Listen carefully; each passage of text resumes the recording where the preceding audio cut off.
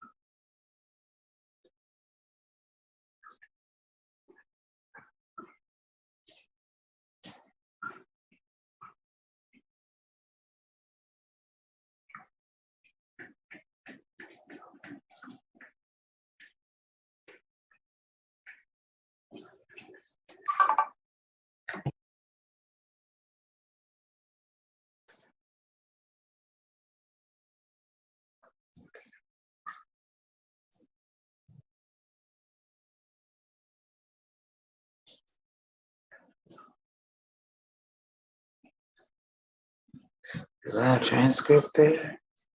That closed caption?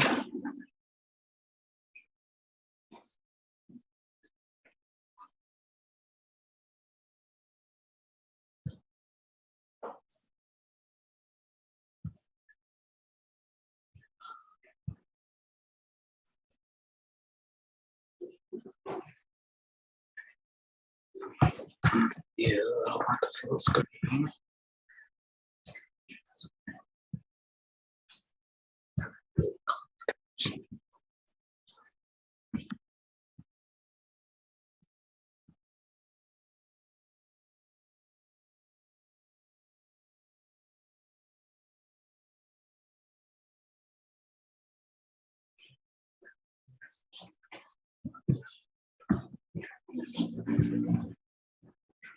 Or did I disable it?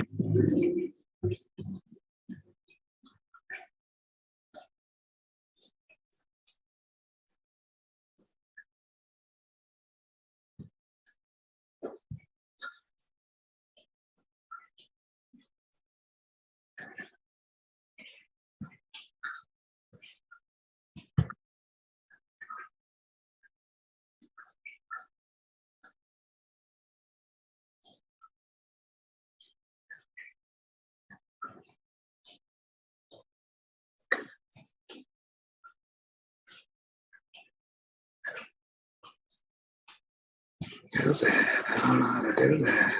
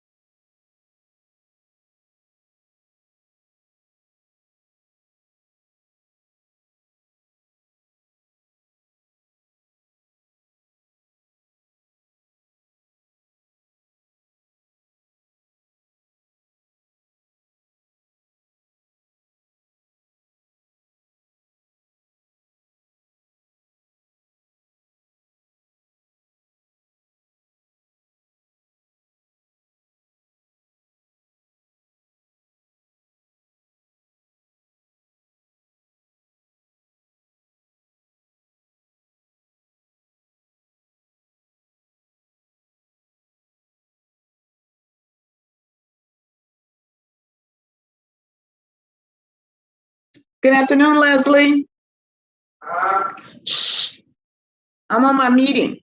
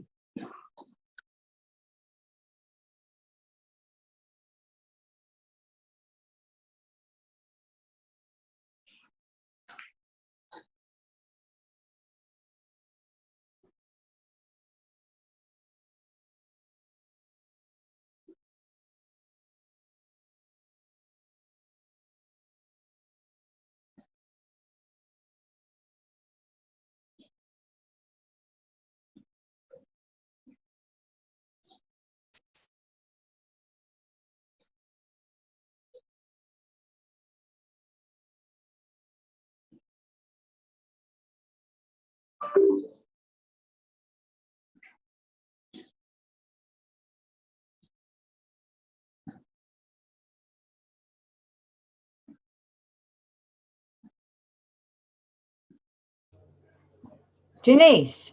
Yes. Hi. Good afternoon. How are you today?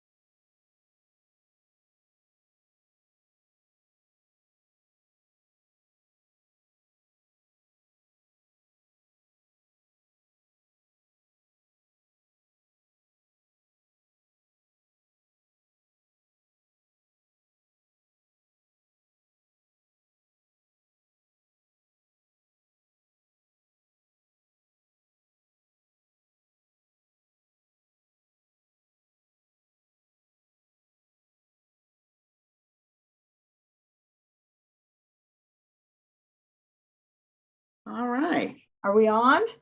Yes, we are. Okay, well, welcome to the Human Rights Commission. Denise, this time, why don't you handle the roll call? Okay. We have our chair, Leslie Stambach, present. We Here. have our vice chair, Judah Garber, present. We have Commissioner Linda Winkler present, Commissioner Pamela Dent present, Commissioner Dillip Doss present. We have Commissioner Diana Cass present. We have Council Member Elizabeth Nelson, Commissioner Aiden Michael Sova. We have Commissioner Aisha Ghazi Edwin present, and we have a quorum. Thank you. Oh, I'm sorry. And I have one more person down here. I have Council Member Travis Redina present. We have a quorum. Thank you. You're welcome. Well, next it's time for public comment. Okay, I don't have anybody who has called in presently. I don't see anyone. Okay. Do we need, do they need a telephone number or anything from you? But the telephone number is listed on the link. And let's see if I can pull it up again. And since we are on, it looks like we've got CTN on, I think from our council meetings, there's usually about a 30-second delay. And so you may want to give a minute from announcing it before. Sure. And it should be on with CTN as well, the numbers. Okay, I don't see it on my screen. I thought I would, but if you want to call in toll free, 1-213-338-8477, or audio only if you want to just listen, 877-853-5247.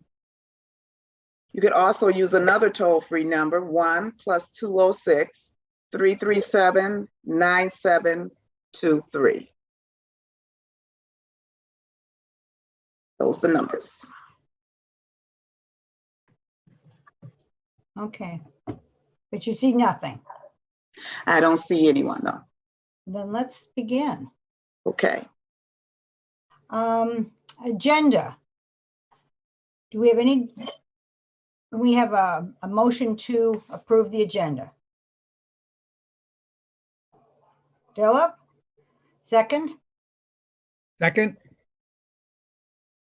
Diana, any discussion or changes? All in favor? Aye. Looks like everybody. Minutes.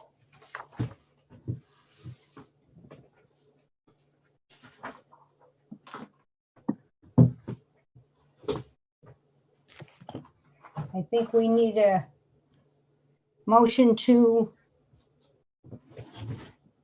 approve the minutes from March 10th meeting. I move to approve the minutes from the March 10th meeting. Second, I second. discussion. No one has a discussion. All in favor? Aye. Minutes approved. This might be a very short meeting. Something I've called topics in the works. We got a call from the Martin Prosperity. Oh, wait a minute. No. We got a call of somebody who wants to present to us. And it's an interesting thing. I want you to decide whether you want to see it. This has to do with racially restrictive covenants. One of the things we've talked about in this commission in the past has to do with the historically segregated and still segregated state of Ann Arbor. and how government and business policies and practices have contributed to the segregation that we now see. A couple of years ago, Martin Prosperity Institute released a study that identified Ann Arbor as the 8th most socioeconomically segregated metropolitan area in the country. And there are reasons for this. We've got a group in Ann Arbor that has been researching the history of this segregation by looking at racially restrictive covenants. And what these are deeds. They're like codicils to deeds that say, you know, if you buy this property, you have to promise not to sell to some group of people. Often that group of people, but not exclusively, are people of color. And this went on for years and years.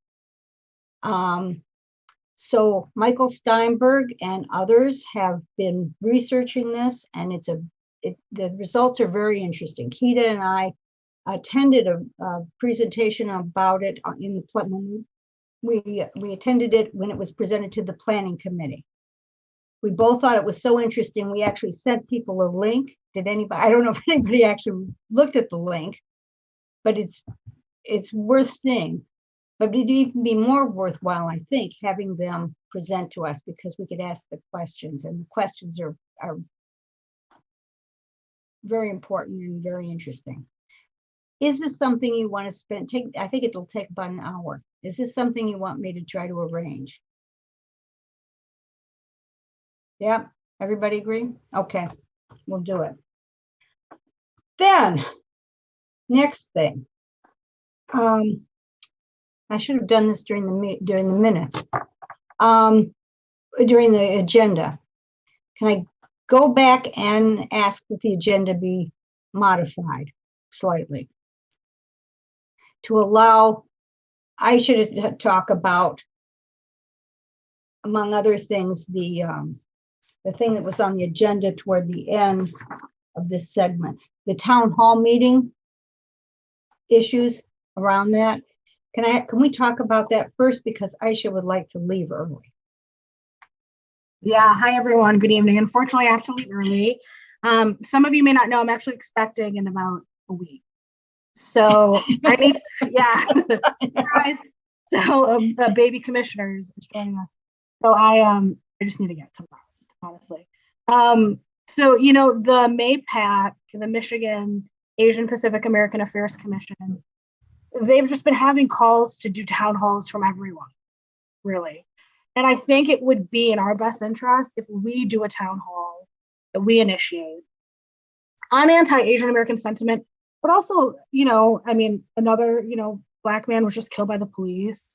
I think we need to talk about racial discrimination in our community. I know there's also been, you know, other incidences that have gone on. Talk about hate, talk about bystander intervention. So it's something that I propose we do, and even though I cannot probably be as involved in planning it as I would like, I can definitely help to bring in speakers and bring in other people that can assist. So that's my proposal, is that we think about a town hall. Okay. That's it. So we, I was just going to say, I think it makes a ton of sense, given that Ann Arbor has one of the highest percentages of Asian population in the state. Yeah, exactly. I mean, I think we're the second highest community in the state. And then in addition, you know, as Leslie just mentioned, we are one of the most segregated communities by race and socioeconomic class in the nation. Mm-hmm. So we call ourselves progressive. And if there is a commission that can take this on and that should lead this conversation. And that's also true of the Asian population in this city as well. They are segregated, right. Largely by choice to a large extent, mm-hmm. But for good reason. Right. So, and I think, you know, we've been wanting to build our community engagement presence for a while, and this would be a good opportunity to do that. So I'm going to help Leslie kind of build a program, I welcome any of you to also participate with that. Think about speakers to bring in. Also, I'd welcome ideas. So I'll be sending out an email in the next few days, and we will invite each of you to participate if you'd like. Yeah. So think about whether you'd want to. This is going to take a few people who are really interested to lead the rest of us. I think it's a good idea, and this would not be with MAPAC, but it could be. We could partner with City Council, for example. We could. Yeah. I mean, there are people we could partner with, and there are Asian groups we could partner with if we wanted. Yeah. I mean, MAPAC has said that we'll co-sponsor. We just can't do the work, which I understand. Okay. And then also, city council members like Travis and Lynn Song started talking about this pretty early on. So I think, I don't want to speak for Travis, but I think that Lynn is interested in helping us. Her and I talked about this the other day. Mm-hmm. But I think that we should lead it. We should lead it. We're the Human Rights Commission. Okay. Well, Aisha, given that you're about to bring life into the world, you might need some help on this. And I'm happy to assist and help lead as needed. That would be amazing. It would be amazing. So I'll reach out to you, Dilip. Please do. Can I just, who would be interested in working on this? Or is this just sort of leading the Aiden Okay, awesome. That would be great. and Dilip? Yeah, I can definitely assist where needed. I think that a key component of this, because the University of Michigan is such a large part of our community, I think it would be crucial to also outreach to the number of Asian and Asian American affinity groups Oh, that's great. on campus as well. Invite their involvement. And I would be happy to serve as a liaison in that sense, while Dilip leads the charge on this as well. I appreciate it, Dilip. That would be great. That would be awesome. I think first step is maybe thinking about some dates, which we can do offline, and then proposing it to the rest of the commission. Right.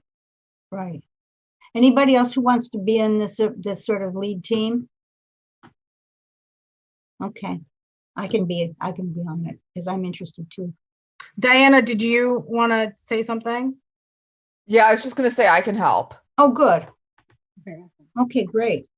Okay, we've got the beginnings of a plan. That's good. Aisha, do you also want to say anything else about this town hall before we leave that subject for a minute? I guess MAPAC is hosting a town hall in June 17th. It's going to be more focused towards educators, parents, families. We're going to invite the state superintendent, just kind of talk about the need for, creating API parental advisory groups in every district, but also the need to really integrate like BIPOC history into curriculum, outside of just Asian Americans, but including Asian Americans. Yeah. So I'll definitely, sorry, Leslie, go ahead. I was wondering if this one it might not be well to have Chief Cox there, for example. Talk about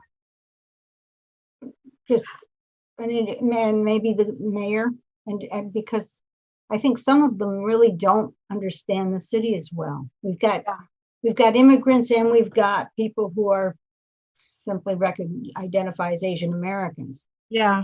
To clarify, the MAPAC town hall on June 17th is statewide. The one that we're going to plan will be city specific. So I think that would be an excellent opportunity to bring in the mayor. Yeah.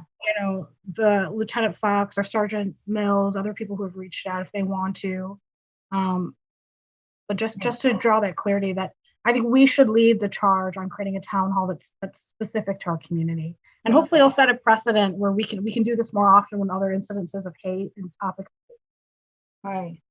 I'd also like to see us talk about about their protections and how to file a complaint. Yeah, absolutely. Those kinds of things.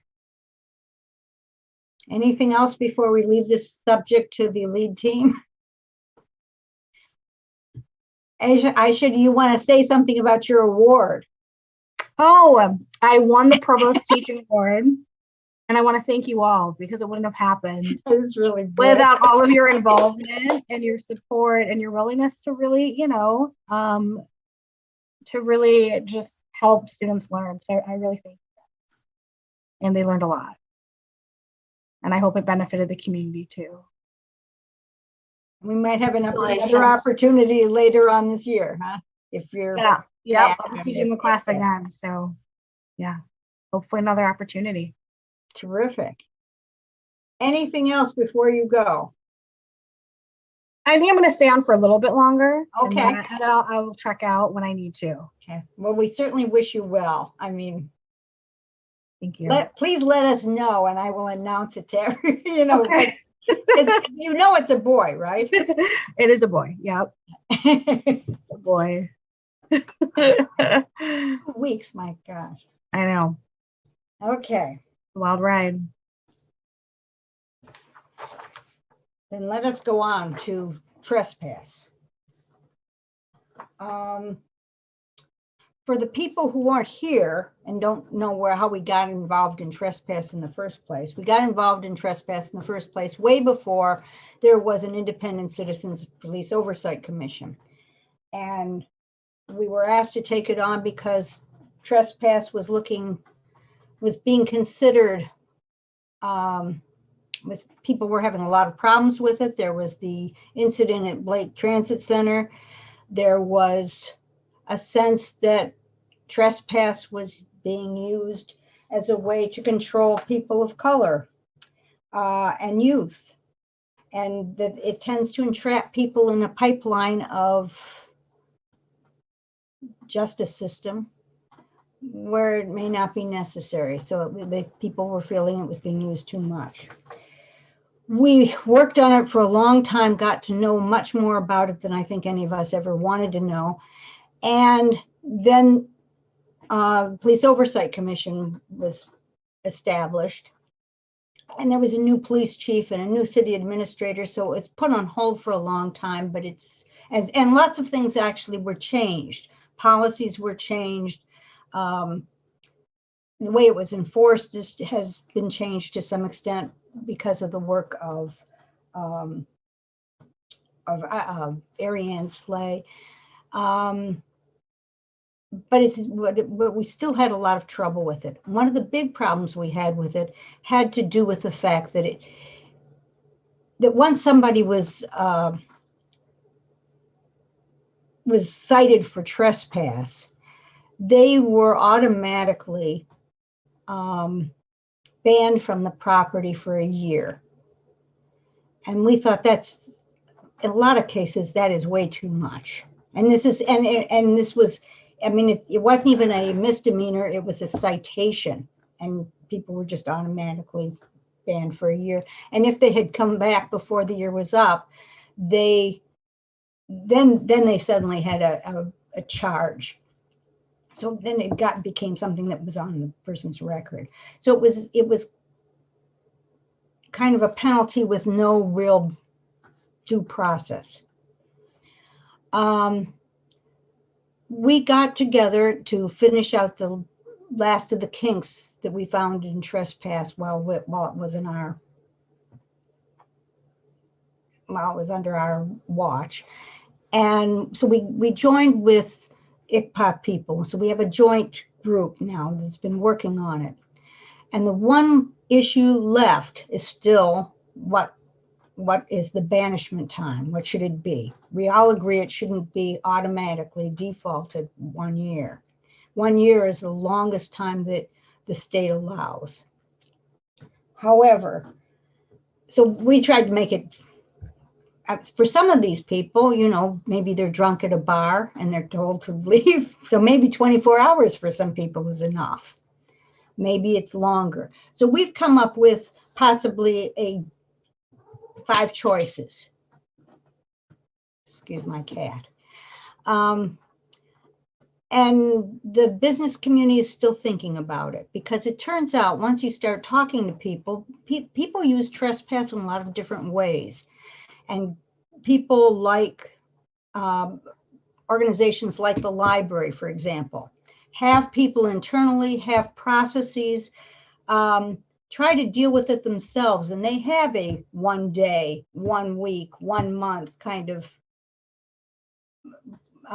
plan for themselves internally. They don't call police for trespass until they can't handle it anymore. And so they really do need a year. So we're thinking about that. That's the last big issue that's up for grabs before we talk to Chief Cox about this. And I just wanted you to know that it's happening and that this is something that Pam and Judah and Linda and I have been working on, and it is almost there. And you'll hear about it when it's finally dealt with.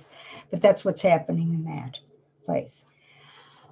A second thing I wanted to update you on is the crew report study group, even though that's not, yeah, Travis?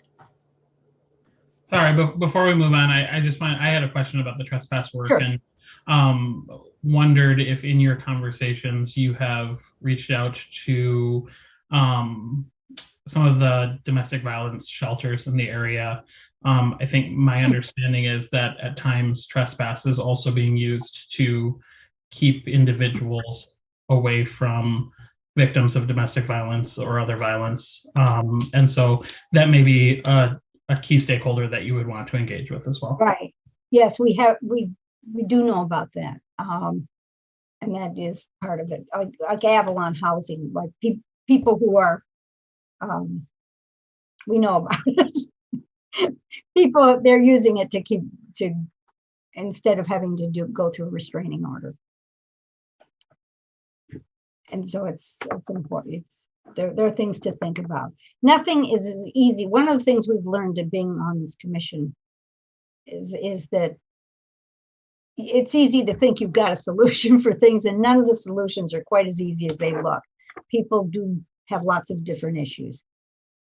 And that is why the things we're on sometimes, I keep wondering if they're taking longer than they should, but we are taking care to do it right.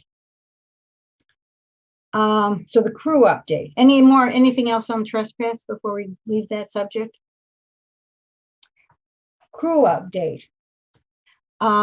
If you remember the crew report, and many of you have read it, we've got 4 people on this commission that have been working with about 4 people on the Police Oversight Commission and some other people that we keep pulling in to see if we can understand this report and see if there's a piece of this puzzle, all the things that are in the report that we can do that might help. I know a lot of people here, when we talked about, things that you think are serious human rights problems in the city, a lot of people talked about the justice system and the inequalities there. And that's one place where we're dealing with it with ICPOC, that can do something about it. That's more of their mandated domain, but a lot of the other justice things that don't have to do with the police are still ours. So we're involved. I sent you copies of the notes for the last 2 meetings. We've got another meeting. Judy, you might want to talk about where we are now on that, if you will, if you want to.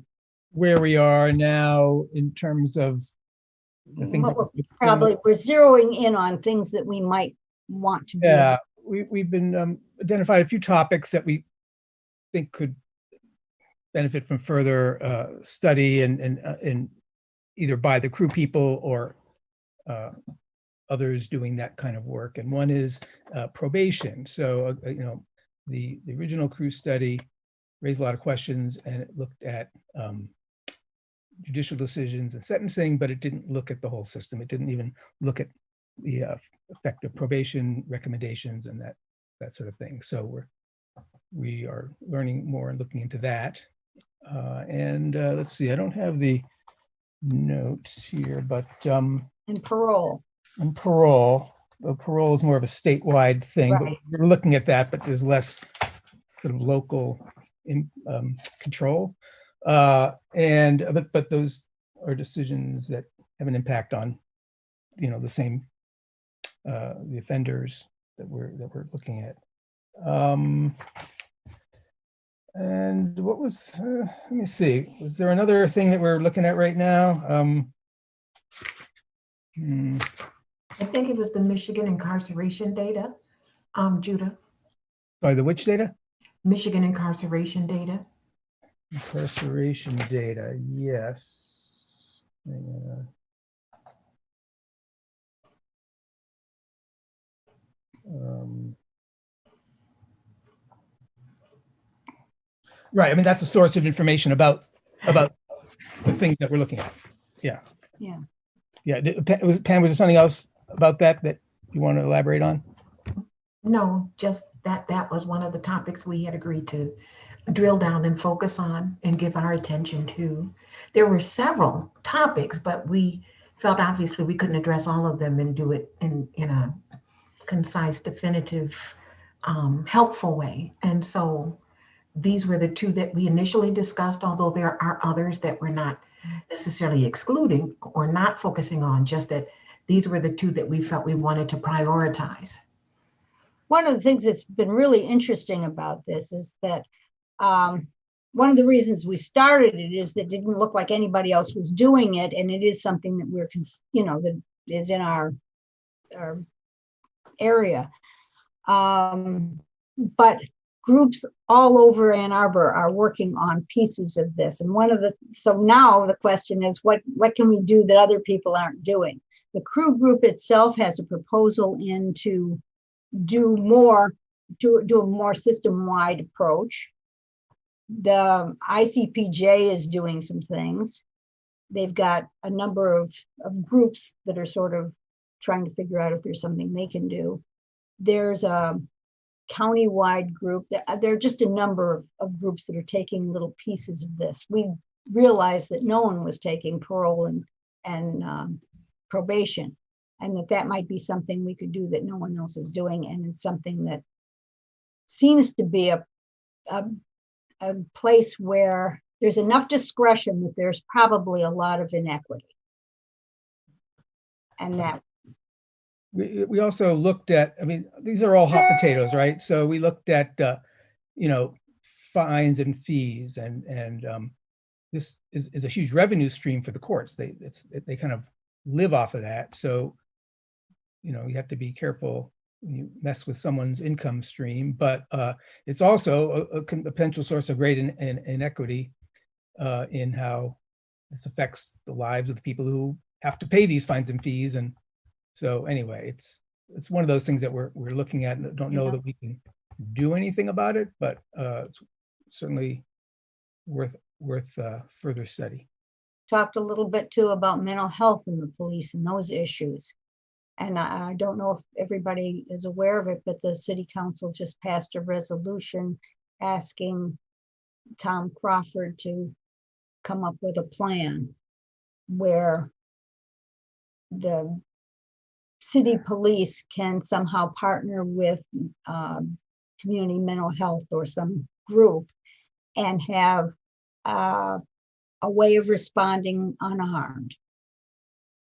Did I say that? Explain that well enough?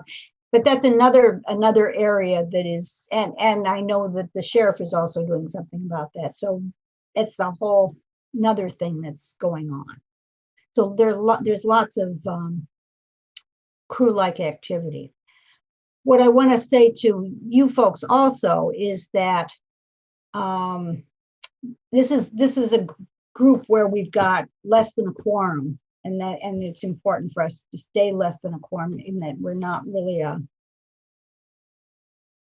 we're not posting our meetings because we're not deciding anything or doing anything, and we're not all. It's not just one group, it's a lot of people, but we're coordinating it. But people who are interested, who have not been members before, can take some part in it. And in fact, like Aisha's not going to be there on Friday. Maybe somebody wants to come to our meeting on Friday, where we're going to be talking to Ariane Slay and John Reiser about parole and probation. and expungement and deferment or deflection. So somebody who wants to do that, let me know, and you can be a part of this. It's Friday at 9 to 10:30. So we could have one more person. But there are a lot of ways that other people could be involved in this if they want to be. So I'm just so you know. Okay. The third thing we have to talk about. Fair chance housing. I hope everybody knows that on April 5th, Fair Chance Housing Ordinance was passed. And we have lots of people to thank for that. First has got to be Aaron Suganama, who came to us with desire to have, to integrate into the community, to have a good life, to change everything, and had trouble finding a house, affordable housing. And he came to Elizabeth Nelson, who was good enough to really listen and see that he had a serious problem that the community ought to address, and referred him to us even before she was a liaison. And we're thrilled about that because we might have never heard about it. And of course, Linda and Keita, who worked so hard on this ordinance, and Margie Radaba, who also was just central to this. Jennifer Hall, who was just enormously important. She was on our Housing Commission and gave us a lot of information about housing that we didn't have. This is our second ordinance about housing, but it's not something we've really ever done before this year. Housing ordinances having to do with fair access to housing. And then, of course, there was Travis Redina and Elizabeth Nelson who sponsored this for us. And there were 5 other city council members who jumped in to co-sponsor. And then there were the 17 others who were the readers of this, and how helped to make it something that will work in the community and be an effective ordinance. Now the burden is on us to enforce it. And that means we've got to do some things. We have to do at least one thing, and that is, well, the ordinance goes like this. It reads like this: the city shall publish and make available information informing applicants of their housing of their rights under the ordinance, describing the restrictions and requirements of the ordinance, instructing them about how to file a complaint with the Human Rights Commission. And we'd like to include source of income in there because we've never published that, and this is a good time to do both of them.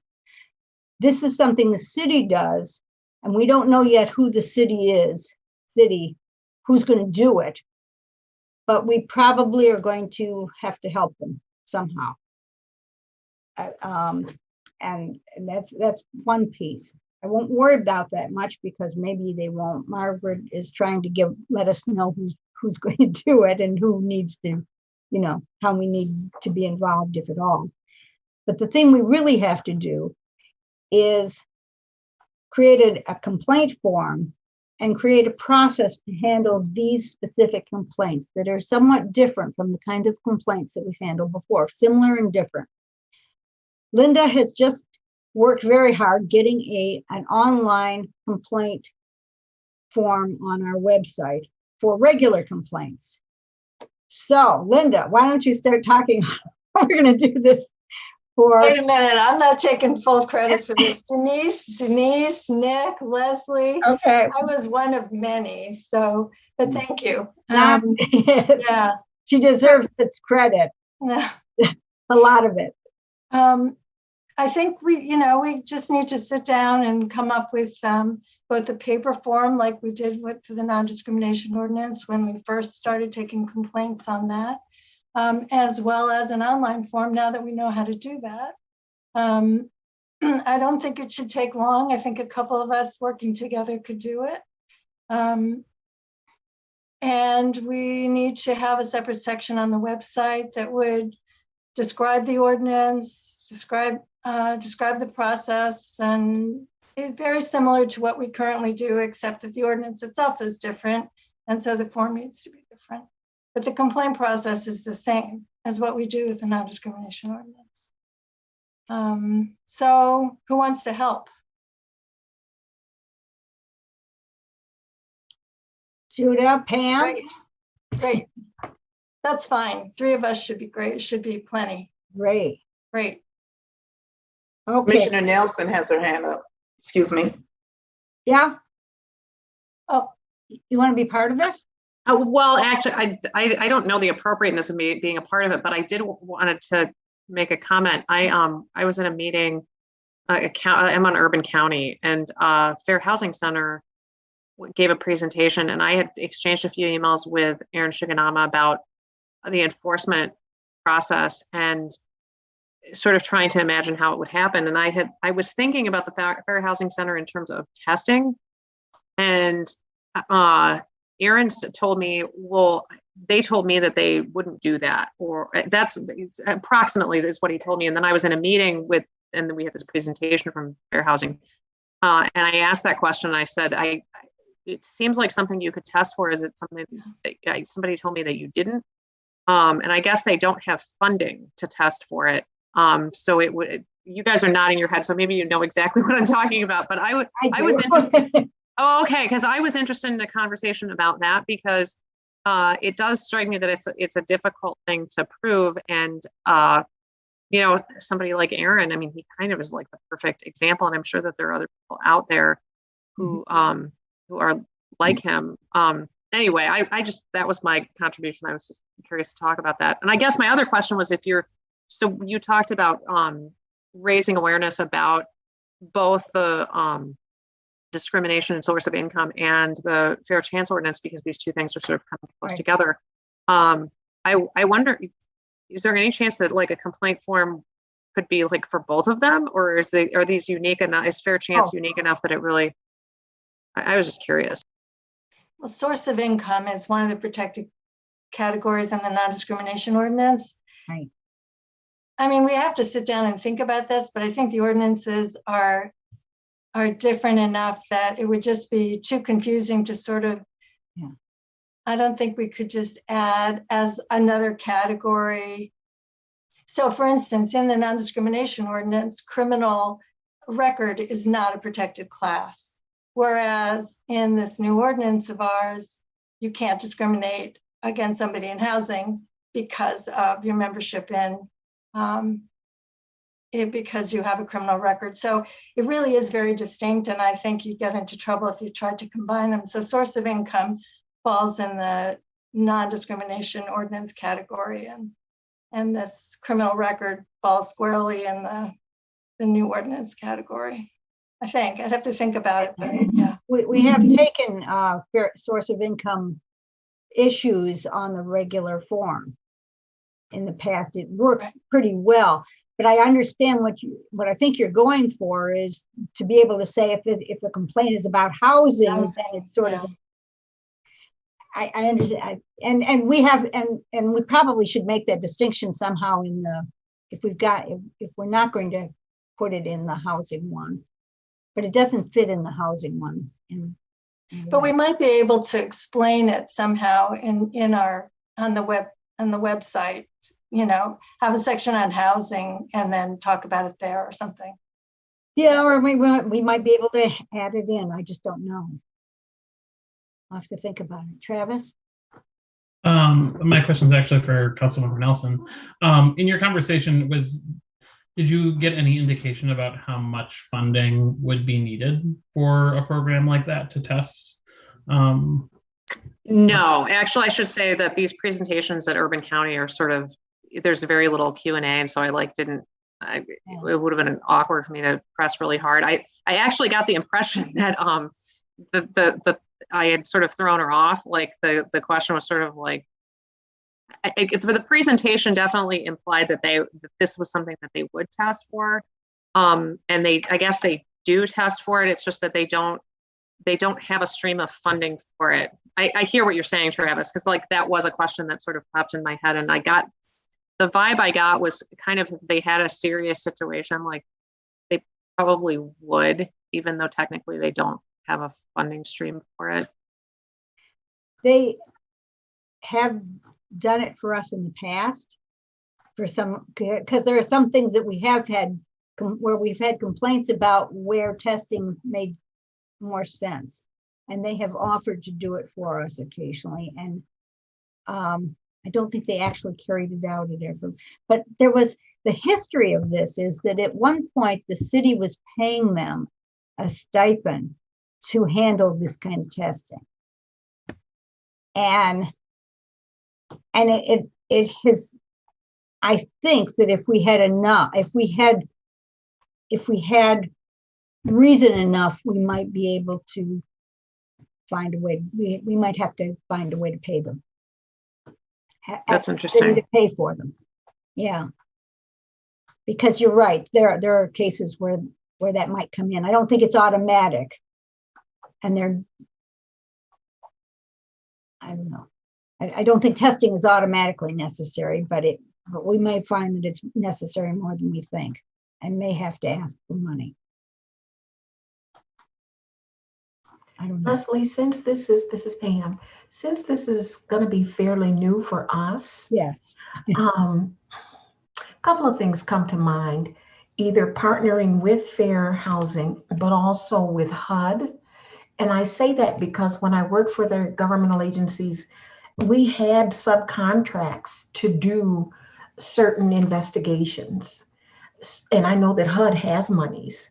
In fact, they pay to have this type of work done. So I'm thinking that we can explore options of maybe partnering with them. Should we start sustaining housing complaints and maybe dual file it like complainants do if they file with the state, and it's automatically dual file at the federal level if it's under the same law. I'm just saying maybe explore that as an option. I think we should. I think it and maybe generate the income necessary to do the testing. I don't know what Fair Housing has done up to this point. I think they just did something. I think Right, they just. yeah. So since this is going to be something new for us, look into exploring a partnership, even a contractual relationship with HUD, to get the revenue, to then do the investigation, and then have them, for example, approve it, if you will, for consistency and ensuring compliance from a legal standpoint, not only for our ordinance, but for any laws that govern housing, just as an option. I know it's still new and we're still massaging and working out all of the details, but I think this is something that's going to be long-term. It's something that the other governmental agencies do on a regular, so why not us? And it has potential to make Fair Housing money anyway, because they will prosecute if we can't help. I don't know. Anyway, I think exploring a partnership of some sort makes sense. At least if nothing else, we will find out how much it costs and see if we have to do something to get that money if we need it. Anything else about this? How about the process, Linda? Do you think the process, do you want to say anything about the process of handling it other than what has already been said? Of handling these? Well, okay. So once we have a complaint form, and I guess even before we do need, there are 4 of us who have been handling complaints under the non-discrimination ordinance. When they come in, I was hoping that if we ever have this strategic planning meeting, we can revisit that and maybe figure out a better way to handle complaints in general so that we all have a crack at it. It's rotating and everybody, knows the deal. But for now, it would be good to have, 2 or 3 people who were kind of ready to handle any complaints under the Fair Chance Access to Housing Ordinance. It can be the same group, or it can be, a subset of that group, or it can be maybe at least one person from that group who knows the deal with handling these complaints, and then some other people. So whatever you want to do. Yeah. This is going to become law 10 days after it's published. So we may be getting complaints in the next month or 2. I mean, that's possible. And it's probably, and the first complaints, I'm afraid, are because people will be for people who don't know about it unless they publish things really quickly. I don't know, I mean, for now, if Pam and Judah are okay with it, we could be sort of the starter group. If something comes in early on while we're in process, but other people should think about whether they want to handle these complaints when they come in. Yeah, I'm fine with that for now. Yeah. Okay. Then let's go on to conversion therapy. And Lyndon, I think you know more about that now too. Where is it? Remember that we left conversion therapy with having voted for a resolution and an ordinance, but no one was really happy with the ordinance because it didn't cover outside providers, especially those that might come over the internet, for example. And so we went back to the attorneys and spent quite a bit of time. I think we had a 2-hour meeting with 4 attorneys and me, and Linda, but Linda's an attorney. So you're used to that. 5 attorneys. It's 5. Whatever it was amazing. It was amazing. And we came up with something. So do you want to talk about that for a minute, Linda? Well, so we were able to just basically broaden the language under the main prohibition, which is just one line that should cover basically all kids within Ann Arbor. So, which would mean it would apply to therapists in Ann Arbor treating kids in Ann Arbor, as well as therapists outside of Ann Arbor treating kids in Ann Arbor. So that's the language. Now, it doesn't mean that enforcement would be easy. If it was somebody in California who was zooming into somebody's house in Ann Arbor, but it's not out of the question either, according to Ariane. I think there's some other ordinances where something similar like that is done. So that was changed. And then, so it's this new lawyer who's just recently been added to the city attorney's office. He read the ordinance with fresh eyes and had a lot of questions and a lot of ideas. And the other part that he talked about was he looked very carefully at the list of licensed providers, which in the draft we were working with was tied strictly to the state public health code, I think it's called. So which would mean that no providers that were not listed there would be covered by the ordinance. So he raised all these questions. So then Leslie we looked at the Trevor Project model ordinance, which we had looked at before. Leslie called the Trevor Project. We looked again at the ordinances in at least 3 of the cities in Ann Arbor. None of them tie their provider definition to the state health code, only we were in ours. So we redrafted it using the Trevor Project model, which was slightly more expanded. I mean, in the end, maybe not so different from tying it to the health code, but it covered people not only who are licensed, but who are certified or registered. But then the city attorney's office is concerned that this could be read to cover clergy as well.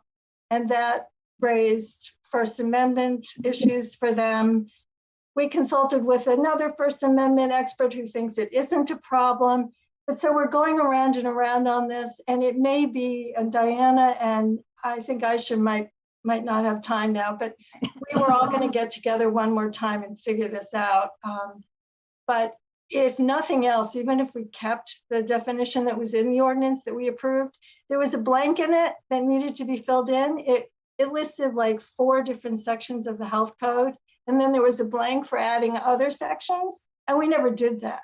So we need to like go back, look at it, see what's in the state health code, make sure we're covering as many people as we can, resolve this First Amendment thing if we decide we don't want to tie it to the health code.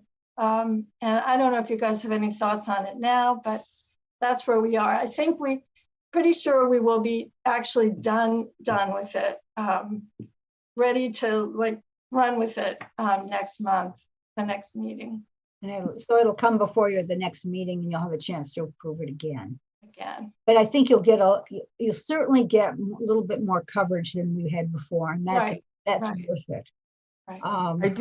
I do think that the discussion has been relevant, and I think that everybody is really working to try to do their due diligence so that we're not coming back with problems later, which I think is really important. Right.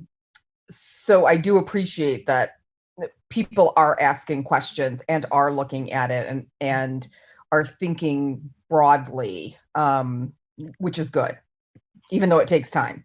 And these ordinances have been under fire to some extent, not a great extent, but enough that we're being very careful. I'm sure you thought of this, but it does concern me that there would be an exception for clergy that could really swallow the rule if they're acting in a therapeutic way, and then they, use that as a shield. So anyway, nothing you probably haven't thought of, but yeah. Well, no, I mean, happy to talk to you about it. Yeah. Get another view from another lawyer. Yes. All right, we can talk later. Yeah. Okay. I'd rather not accept it. I think I'd rather have it say providers that are certified under this law, and not list them or exempt anybody. Because as I think Pam started out with explaining that some clergy are also social workers, or have the degree and could consider to do this. I don't think it's actually done that often. I think what they're doing is they're getting outside people who are lower level but look like they have a degree that would make them look like they're experts in this field. So I haven't heard. Well, it doesn't mean anything. Yeah. I mean, it does come down to a First Amendment question, and religion, and city attorney's office had one view, and someone else we know who does, is a professor in this, has another view. So, Mm-hmm. Okay. Yeah. Okay, well, you're going to see it soon, and it's really going to happen. just when. Okay, now we are at resolution to support a resolution that has been passed by City Council having to do with what do they call it?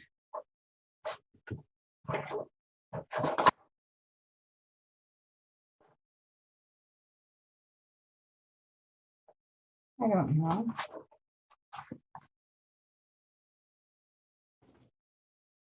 There we go. Resolution, this is the resolution that this is supporting is the resolution condemning hate crimes, hate rhetoric, and hateful acts against Asians and Asian Americans. This is a resolution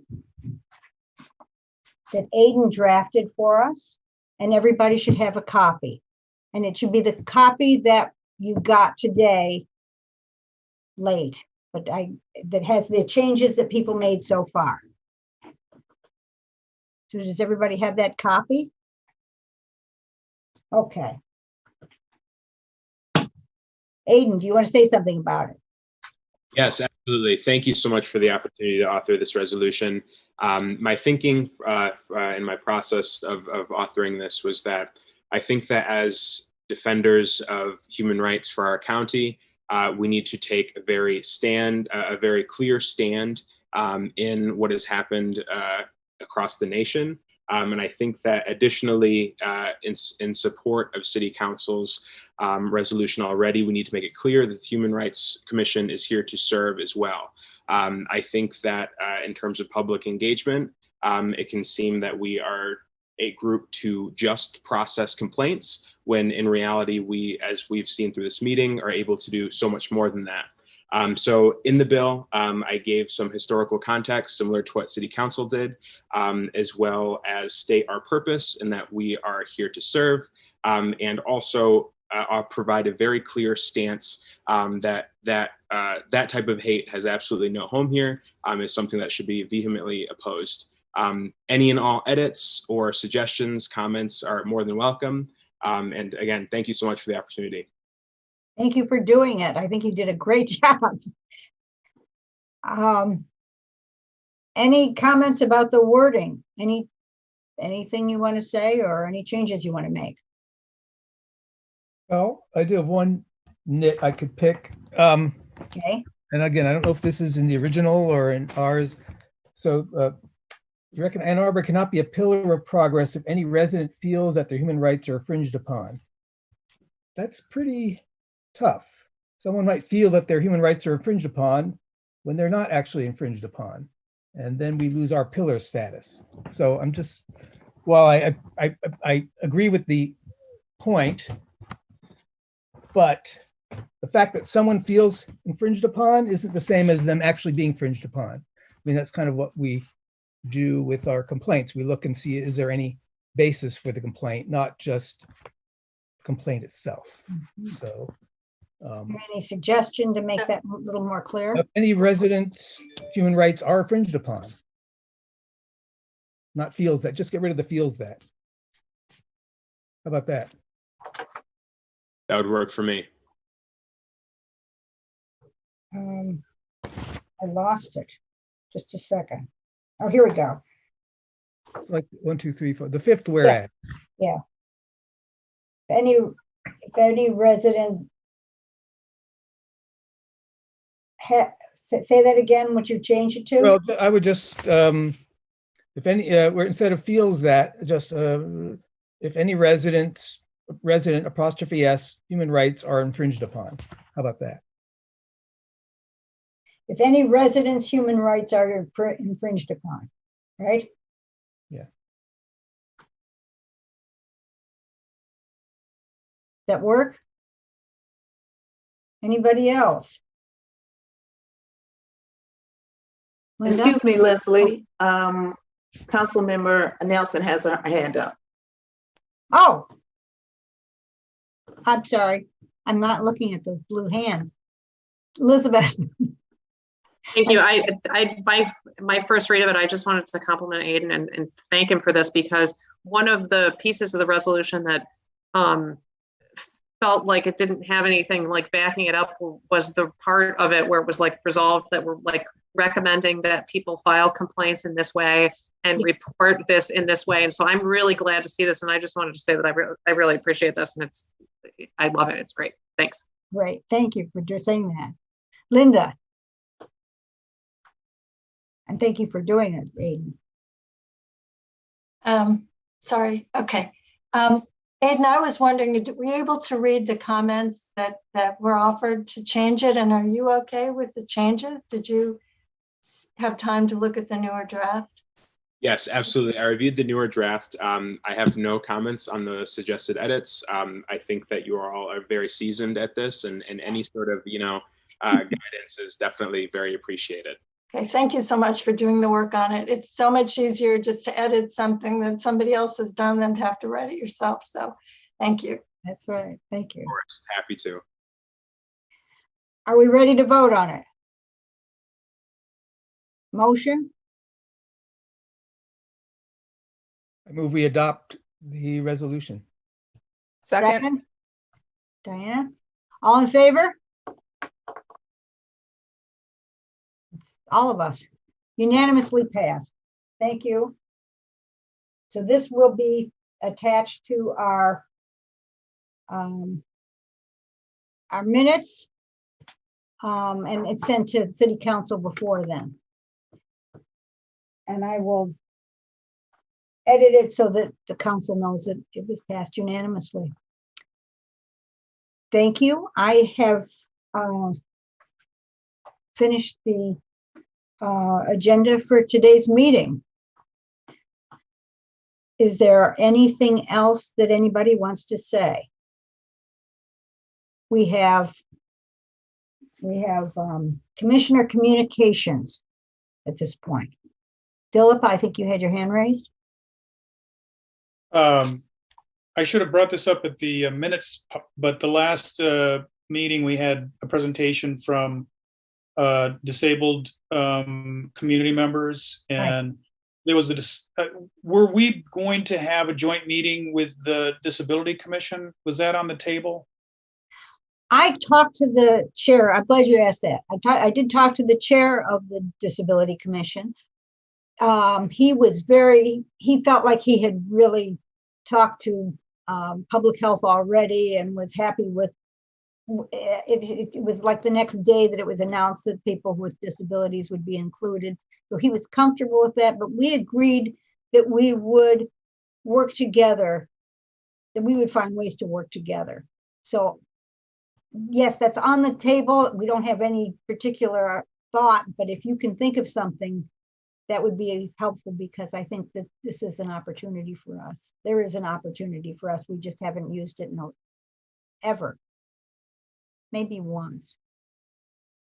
But it's been, whatever it's been a long, long time. And he's a pretty impressive guy, the chair of the Disabilities Commission. I'd be happy to work with him.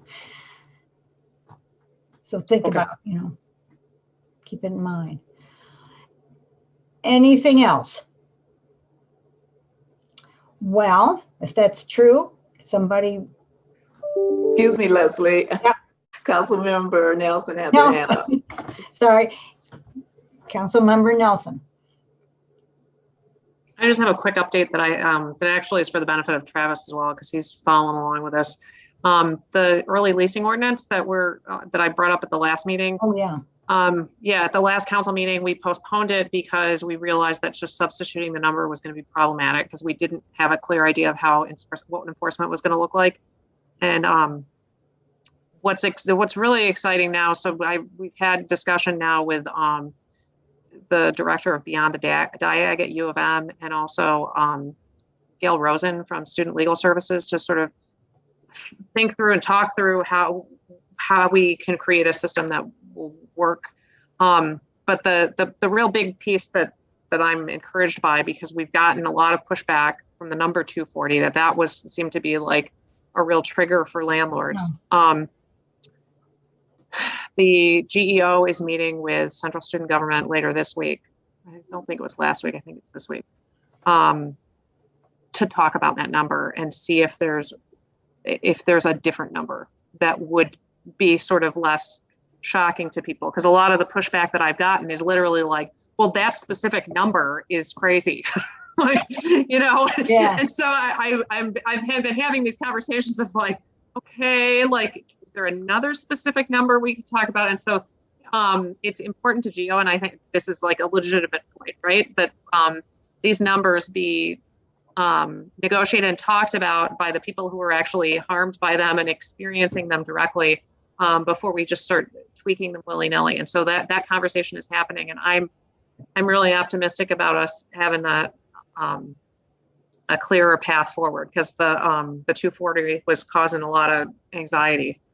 Yeah, I'm glad you brought it up, because we did talk about it, and I did see the city council meeting, and they brought up all kinds of things that no one would have guessed, that none of our people, our I have to say, some of it, I was a little suspicious of, like students going to semesters abroad like that. We're going to craft policy that's in the interests of that particular niche. That was like, wow. Okay.